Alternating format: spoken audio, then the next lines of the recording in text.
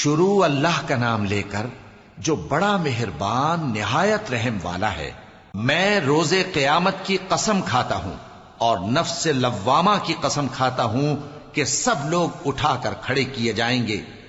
کیا انسان یہ خیال کرتا ہے کہ ہم اس کی بکھری ہوئی ہڈیاں اکٹھی نہیں کریں گے؟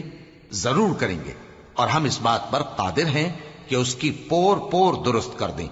مگر انسان چاہتا ہے کہ آئندہ بھی خود سری کرتا چلا جائے، پوچھتا ہے کہ قیامت کا دن کب ہوگا۔ سو جب آنکھیں چندھیا جائیں اور چاند گہنا جائے اور سورج اور چاند جمع کر دیے جائیں، اس دن انسان کہے گا کہ کہاں ہے بھاگنے کی جگہ؟ کہیں نہیں، کوئی جائے پناہ نہیں۔ اس روز تمہارے پروردگار ہی کے پاس تمہیں جا ٹھہرنا ہے۔ اس دن انسان کو جو عمل اس نے آگے بھیجے اور جو پیچھے چھوڑے ہوں گے سب بتا دیے جائیں گے۔ بلکہ انسان آپ اپنا گواہ ہے، اگرچہ عذر و معذرت کرتا رہے۔ اور اے پیغمبر صلی اللہ علیہ وآلہ وسلم، وحی کے پڑھنے کے لیے اپنی زبان کو تیز تیز حرکت نہ دیا کرو کہ اس کو جلد سیکھ لو۔ اس کا جمع کرنا اور پڑھانا ہمارے ذمے ہے۔ سو جب ہم اسے پڑھا کریں تو تم اس کو سنا کرو اور پھر اسی طرح پڑھا کرو۔ پھر اس کے معانی کا بیان بھی ہمارے ذمے ہے۔